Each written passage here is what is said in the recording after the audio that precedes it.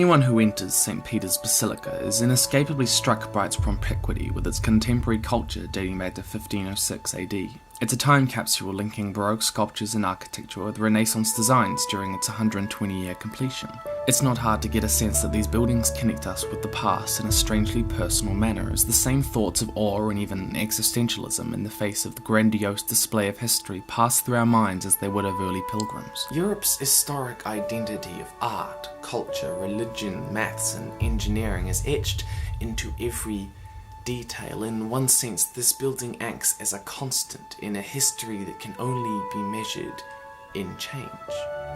The basilica is approached by an elliptical forecourt encircled by a Doric colonnade derived from Greek architecture, which at its time sought not to forego beauty for structural integrity, but in fact procure beauty through structural integrity. Vermonte, one of the early architects, distinguished the basilica by relying on the ancient Roman basilica plan, but drew away from that as he was influenced by high Renaissance thought.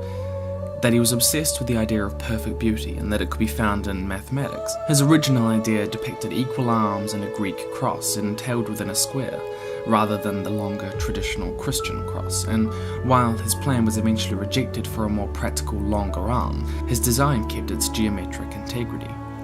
As a means for expressing the philosophies of the time, the basilica recalls the doctrines of the church through and concurrently with the revolutions of mathematics and science of the day. Domes have been a symbol of architectural perfection since before the Hellenistic era.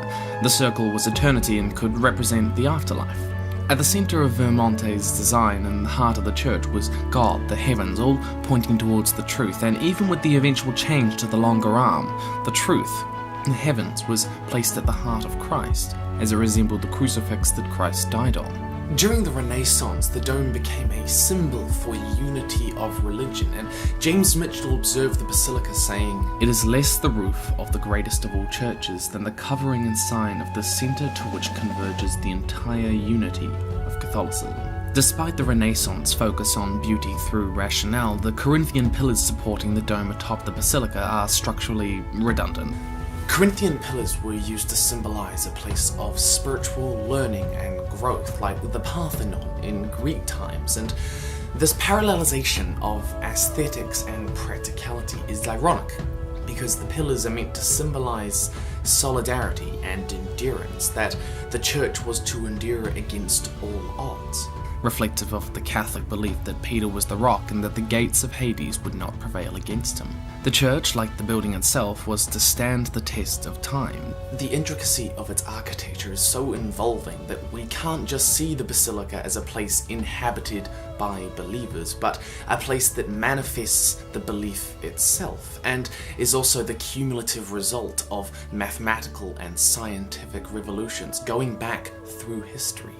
In older times, statues were known to be one of the only methods of immortalization, and the statues of the apostles and Christ atop the facade and those of St. Peter and Paul offer a sensation of eternity or continuity in the roles that they played. That they believe Christ was there at the beginning and will be there at the end, as the apostles were in the founding of the church, now watching over all of those that came before them. The basilica's identity has just as much been created by its culture as it has created culture. It is the culmination of medieval Europe, the love child of Greek and Roman and Renaissance architecture, is the conduit for aesthetics that express ancient philosophical and religious sentiments, Christian but also echoing back to the Hellenistic and Greek era. When we look at the basilica, we are seeing our past in philosophy and culture and art and maths and science and everything that is our identity. But we're also seeing how far we have come from that.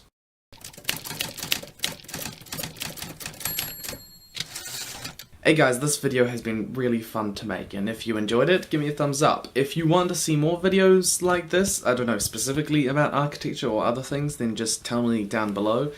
But yeah, also, if you haven't read my book yet, there's a link down in the description below, which you should totally read it, because it's good.